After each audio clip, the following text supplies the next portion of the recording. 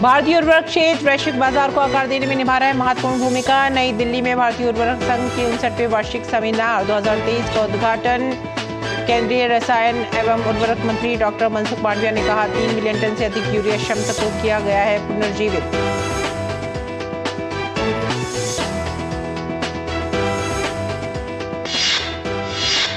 केंद्रीय कृषि एवं कल्याण मंत्री नरेंद्र सिंह तोमर व सूरीनाम के विदेश मामले, अंतर्राष्ट्रीय व्यापार और अंतर्राष्ट्रीय सहयोग मंत्री अल्बर्ट आर रामदीन के बीच बैठक। तोमर ने कहा, भारत सूरीनाम दुनिया में मिलेट को लोकप्रिय बनाने के लिए मिलकर कर सकते हैं काम।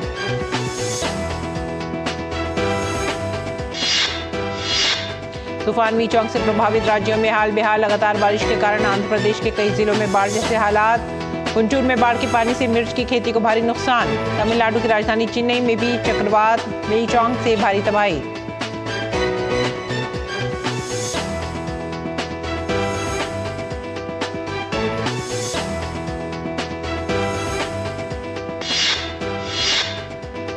देश की राजधानी दिल्ली में प्रदूषण लोगों की चिंता का विषय। दिल्ली में वायु गुणवत्ता सूचकांक खराब श्रेणी में दर्ज। बढ़ते प्रदूषण की वजह से लोगों को धुंध के साथ ही स्वास्थ्य संबंधी दिक्कतों का सामना। नमस्कार, किसान समाचार में आप सभी का स्वागत है। मुख्य समाचार के बाद खबरें अब विस्तार से। केंद्रीय रसायन एवं उर्वरक और स्वास्थ्य एवं परिवार कल्याण मंत्री डॉक्टर मनसुख मांडविया ने कहा है कि भारतीय उर्वरक क्षेत्र वैश्विक बाजार को आकार देने में महत्वपूर्ण भूमिका निभा रहा है। नई दिल्ली में भारतीय उर्वरक संघ के 59वें वार्षिक सेमिनार 2023 के उद्घाटन भाषण के दौरान डॉक्टर मनसुख मांडविया ने कहा कि सेमिनार 2023 के उद्घाटन भाषण के दौरान डॉक्टर मनसुख मांडविया ने कहा कि प्रधानमंत्री नरेंद्र मोदी के सक्षम और दूरदर्शी नेतृत्व के अंतर्गत भारतीय उर्वरक क्षेत्र ने हमारे 14 करोड़ कृषक परिवारों को समय पर उर्वरक प्रदान करके कृषि संबंधी सेवाएं प्रदान करके और एक मजबूत शक्ति के रूप में उभर कर सहायता प्रदान करने के दोहरे उद्देश्य को प्राप्त किया है।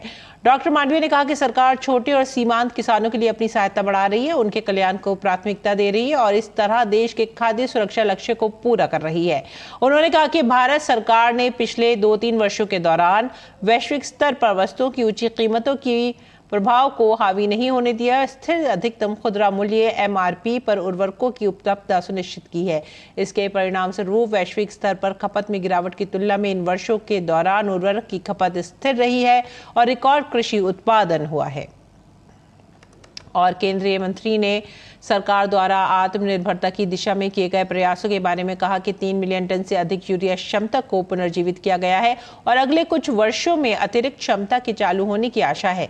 उन्होंने कहा कि सरकार फॉस्फेटिक और पोटैशिक क्षेत्रों में कच्चे माल की सुरक्षा की दिशा में काम कर रही है और भारतीय कंपनियों को विदेशी उद्यमों, दीर्घकालिक रणनीतिक साझेदारी और खनन में भागीदारी के लिए प्रोत्साहित किया जा रहा है। आगे बढ़ेंगे अगली खबर की तरफ। केंद्रीय कृषि एवं किसान कल्याण मंत्री नरेंद्र सिंह तोमर व सूरीनाम के विदेश मामले, अंतर्राष्ट्रीय व्यापार और अंतर्राष्ट्रीय सहयोग मंत्री अल्बर्ट आर रामदीन के बीच नई दिल्ली में बैठक हुई। बैठक में श्री तोमर ने कहा कि भारत ड्रोन और एग्रीस्टेक जैसी कृषि प्रौद्योगिकी के मैदान में अच्छा प्रदर्शन कर रहा है और हमें सूरीनाम के साथ अपनी विशेषज्ञता साझा करने में खुशी होगी। तोमर ने कहा कि भारत की G20 अध्यक्षता के दौरान शुरू किए गए खाद्य सुरक्षा और पोषण के लिए डेक्कन उच्च स्तरीय सिद्धांत और मिलेट्स और अन्य प्राचीन अनाज अंतर्राष्ट्रीय अनुसंधान पहल जैसे प्रयास खाद्य सुरक्षा, भूख और कुपोषण से संबंधित चुनौतियों का समाधान करने में महत्वपूर्ण भूमिका निभाएंगे। तोमर ने सूरीनाम को महर्षि का हिस्सा बनाने हेतु आमंत्रित करते हुए कहा कि भारत सूरीनाम दुनिया में मिलेट को लोकप्रिय बनाने के लिए मिलकर काम कर सकते हैं। रामदीन ने कहा कि ये बैठक दोनों देशों के बीच द्विपक्षीय संबंधों को और भी मजबूत करने का मार्ग प्रशस्त करेगी। सूक्ष्म, लघु और मध्यम उद्यम मंत्री नारायण राणे ने राज्यसभा में एक लिखित जवाब में कहा है कि खादी कारीगरों की आय में सुधार करने के लिए सरकार ने कई अहम कदम उठाए हैं। उन्होंने कहा कि इसके लिए खादी विकास योजना के अंतर्गत खादी विकास और ग्रामोद्योग आयोग, सूती, ऊनी, पॉलीवुल के खाद्य संस्थान के मामले में खादी कारीगरों को प्रोत्साहन के रूप में संशोधित विपणन विकास सहायता को 35% तथा रेशम के लिए खादी संस्थान को प्रोत्साहन के रूप में खादी कारीगरों को MMDA का 30% भाग प्रदान करता है। नारायण राणे ने कहा कि इसके अलावा खादी महोत्सव के रूप में 2 से 31 अक्टूबर 2023 तक खादी को बढ़ावा देने के लिए एक व्यापक अभियान चलाया गया, जिससे खादी को अपनाने के लिए अधिक जागरूकता पैदा की गई और इससे खादी उत्पादों की मांग में वृद्धि हुई है। नारायण राणे ने यह भी कहा कि खादी महोत्सव के दौरान 19.20 करोड़ रुपए की रिकॉर्ड बिक्री हुई। इसके अलावा कारीगरों की कताई मजदूरी भी बढ़ाई गई है तथा सूती खादी, ऊनी खादी और पॉलीवुल के लिए बुनाई मजदूरी में 10% तक की वृद्धि की गई है। और अब बात करते हैं चक्रवात की। तूफान मीचोंग से प्रभावित राज्यों में मौसम का हाल बेहाल हो रहा है। लगातार बारिश के कारण आंध्र प्रदेश के कई जिलों में बाढ़ जैसे हालात हैं। गुंटूर में बाढ़ के पानी से मिर्च की खेती को भारी नुकसान पहुंचा है। खेतों में जलभराव से फसल खराब हो रही है।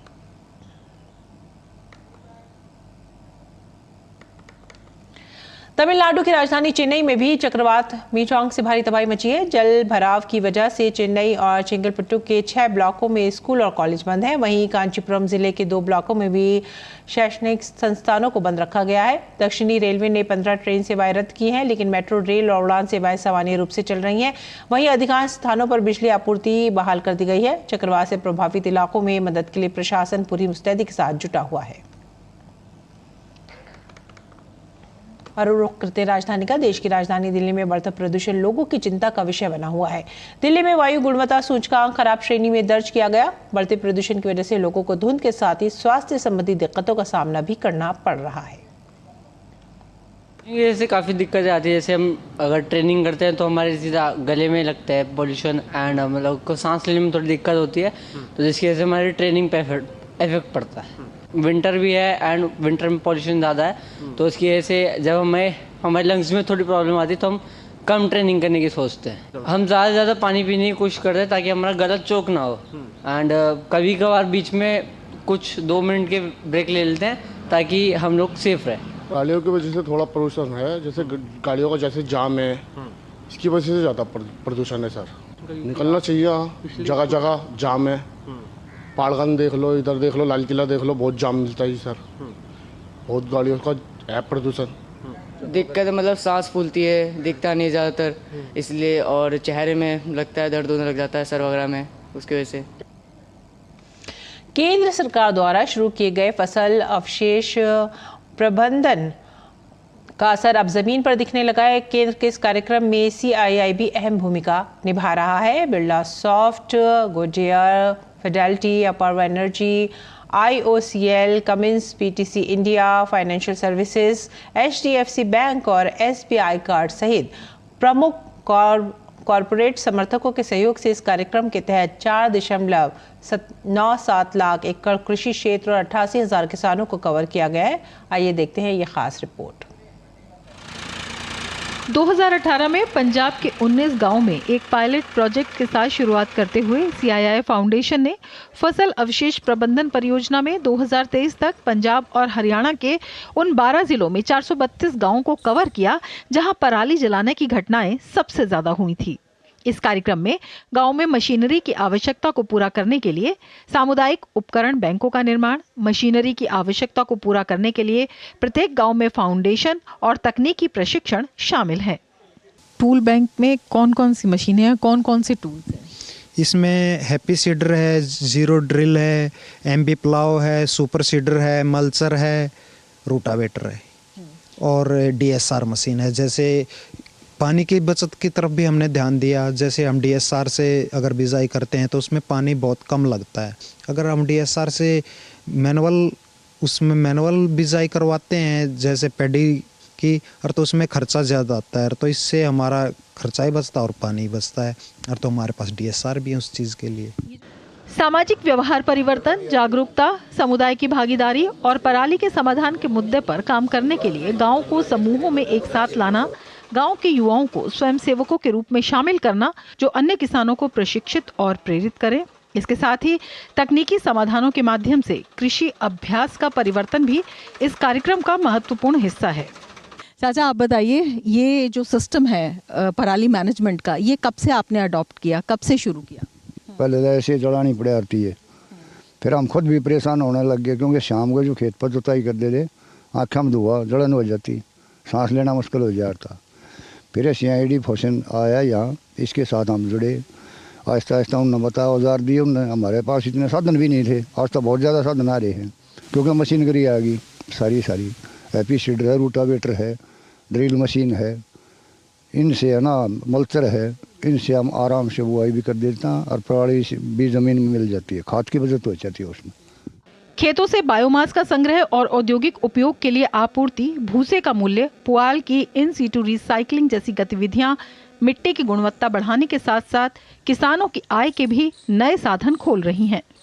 केंद्र सरकार ने इस मुद्दे के ऊपर काम करने के लिए 5 साल पहले क्रॉप रेजिड्यू मैनेजमेंट के नाम पे एक स्कीम को लॉन्च किया गया, जिसके अंदर क्या है कि किसानों को कृषि मशीनरी जो है सब्सिडी के अंदर दिया जा रहा है।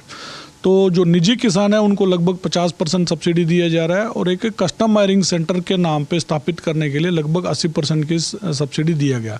आज तक लगभग 3,300 करोड़ रुपए हम खर्च कर चुके हैं और पिछले 5 साल में अगर हम बात करते हैं, शुरुआती दौर के अंदर इस स्कीम के अंदर पराली को मिट्टी के अंदर मिलाने के लिए हम बात करते थे, जैसे रिवर्सिबल एमबी प्लाऊ की बात करें और हैप्पी सीडर की बात करें, सुपर सीडर की बात करें, इस टाइप की बात करते थे।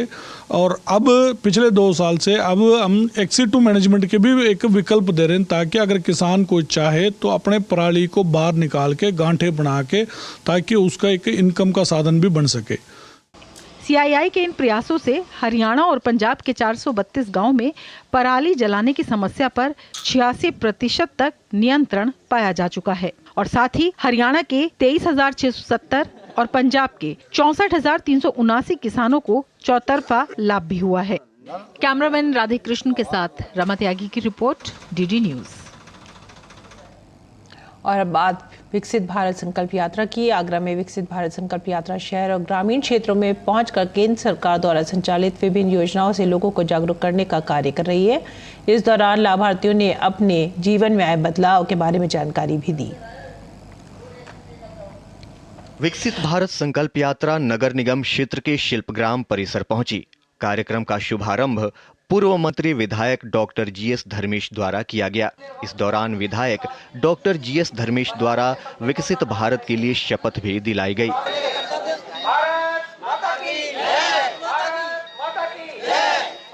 इस दौरान वैन के माध्यम से प्रधानमंत्री नरेंद्र मोदी का वीडियो संबोधन भी लोगों ने सुना।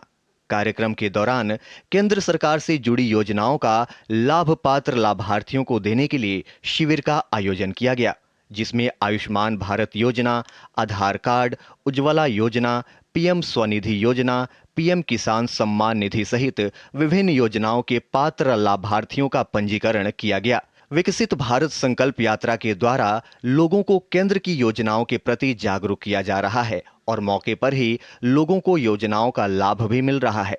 प्रधानमंत्री जी ने ये कोशिश किया कि देश की इकोनॉमी बढ़े जाए और इकोनॉमी आज उनका लक्ष्य है कि $5 ट्रिलियन की इकोनॉमी या भारत की जो हो और तीसरे नंबर पर विश्व में तीसरे नंबर पर हमारा जो भारत है वो विकसित भारत जो बने जाए। इसी श्रृंखला में देश के प्रधानमंत्री माननीय नरेंद्र मोदी निरंतर ये काम कर रहे हैं। आगरा के अंदर शिल्पग्राम में भी ये कैंप जो लगा है, बहुत सारे यहाँ पर ये लोग लाभार्थी आ रहे हैं और उनके जो है ये लाभार्थी के कार्ड भी बन रहे हैं। वहीं विभिन्न योजनाओं का लाभार्थी केंद्र सरकार द्वारा संचालित योजनाओं का लाभ मिलने से प्रधानमंत्री नरेंद्र मोदी का धन्यवाद देकर आभार व्यक्त कर रहे हैं।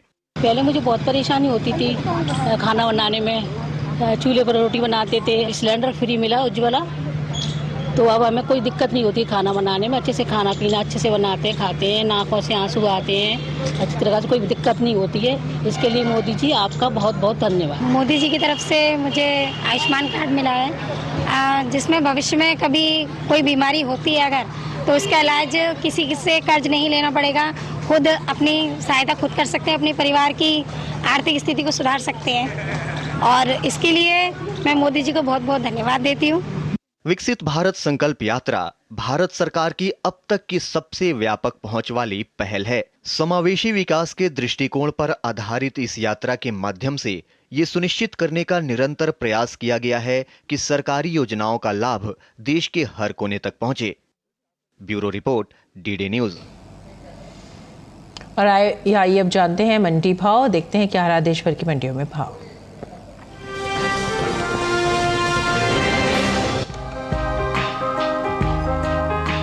बुधवार को ज्यादातर कृषि उपज मंडियों में मूंगफली के सौदों में नरमी के साथ कारोबार हुआ।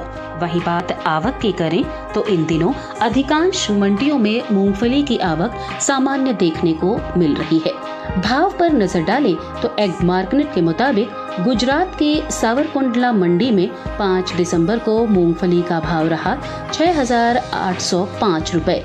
6 दिसंबर को इसके भाव में 215 रुपए की भारी गिरावट आई और भाव 6,590 रुपए पर आ गया। राजस्थान के लालसोट मंडी में इस दौरान मूंगफली के सौदों में नरमी के साथ कारोबार हुआ।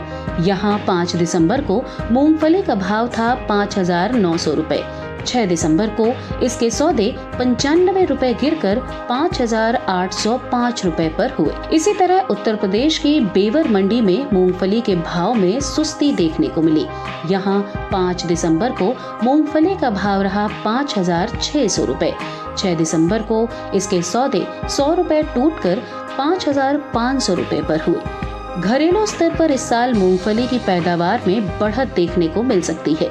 कृषि मंत्रालय के तीसरे अग्रिम अनुमान के मुताबिक साल 2022-23 के दौरान मूंगफली की उपज 102.82 लाख टन होने का अनुमान जताया गया है, जबकि बीते साल की समान अवधि के दौरान मूंगफली की पैदावार 101.35 लाख टन रही थी। मूंगफली के उपज में हुई बढ़त का असर कृषि उपज मंडियों में इसके बाजार भाव पर पड़ सकता है। बता दें कि भारत में सबसे ज्यादा मूंगफली की खेती गुजरात, आंध्र प्रदेश, तमिलनाडु, कर्नाटक, महाराष्ट्र, राजस्थान, मध्य प्रदेश, उड़ीसा और उत्तर प्रदेश में होता है। मूंगफली के निर्यात पर नजर डालें, एपिडा के मुताबिक साल 2023-24 में अप्रैल से सितंबर महीने के दौरान देश से होने वाली मूंगफली के निर्यात में बढ़त देखने को मिली है। बीते 6 महीने के दौरान मूंगफली के निर्यात में 60,000 टन की बढ़ोतरी हुई है। वित्त वर्ष 2023-24 के दौरान अप्रैल से सितंबर महीने के दौरान मूंगफली का निर्यात 2,55,000 टन का हुआ है, जबकि बीते साल इस दौरान मूंगफली का निर्यात 1,95,000 टन रहा था।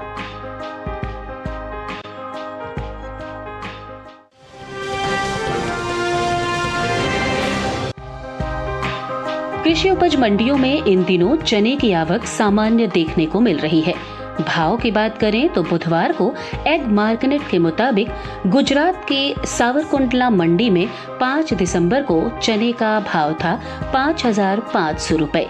6 दिसंबर को इसके भाव में 125 रुपए का उछाल आया और भाव जा पहुंचा 5,625 रुपए प्रति क्विंटल पर। राजस्थान की कोटा मंडी में इस दौरान चने के सौदों में नरमी के साथ कारोबार हुआ। यहाँ 5 दिसंबर को चने का भाव रहा 5,450 रुपए। 6 दिसंबर को इसके सौदे 50 रुपए लुढ़क कर 5,400 रुपए पर हुए। उत्तर प्रदेश की अलीगढ़ मंडी में 5 दिसंबर को चने का भाव रहा 6,650 रुपए।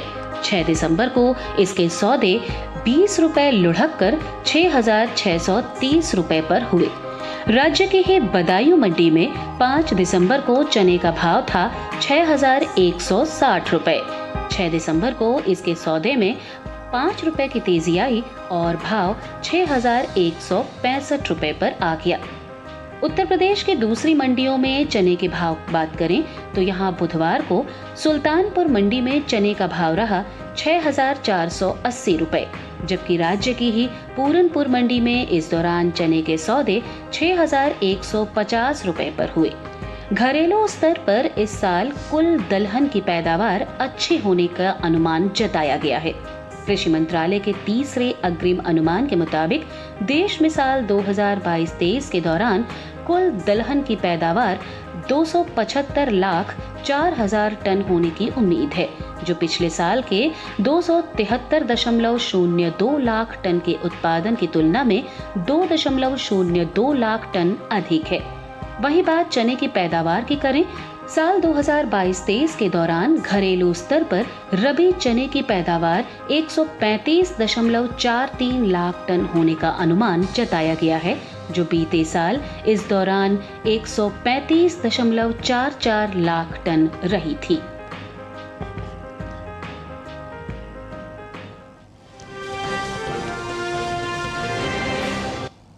और आइए बात करते हैं मौसमी खेती की।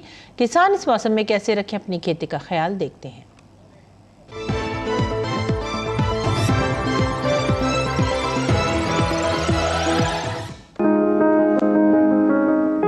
मौसम को ध्यान में रखते हुए पूर्वी उत्तर प्रदेश के किसान जौ की बुआई करें, साथ ही यहाँ के किसान आलू की रोपाई का काम कर लें। वहीं पश्चिमी उत्तर प्रदेश में अभी गेहूं की बुआई की जा सकती है। उत्तर प्रदेश के किसान प्याज की नर्सरी से खरपतवार हटा दें और हर 10 से 12 दिन के अंतराल पर हल्की सिंचाई करें। साथ ही प्याज की नर्सरी में कीट और रोग की लगातार निगरानी करते रहें। यहाँ के किसान बैंगन की फसल को तना और फल छेदक कीट से बचाएं। बचाव के लिए प्रभावित तना और फल को इकट्ठा कर उसे नष्ट कर दें। उत्तर प्रदेश में अभी के समय फूल गोभी, पत्ता गोभी और ब्रोकली की परिपक्व पौध की रोपाई की जा सकती है। यहाँ के किसान सरसों की फसल में निराई गुड़ाई कर लें। साथ ही मटर की फसल में भी खरपतवार नियंत्रण के लिए हाथ से निराई गुड़ाई करना बेहतर होगा। चना और मसूर की फसल में फूल आने से पहले हल्की सिंचाई कर लें। वहीं बात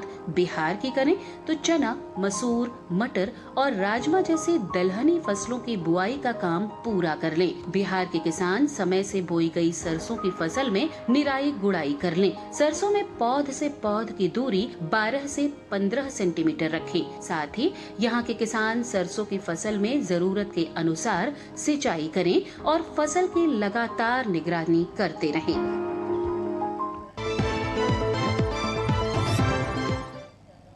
और आइए अब जानेंगे कुछ और खबरें खास खबर में।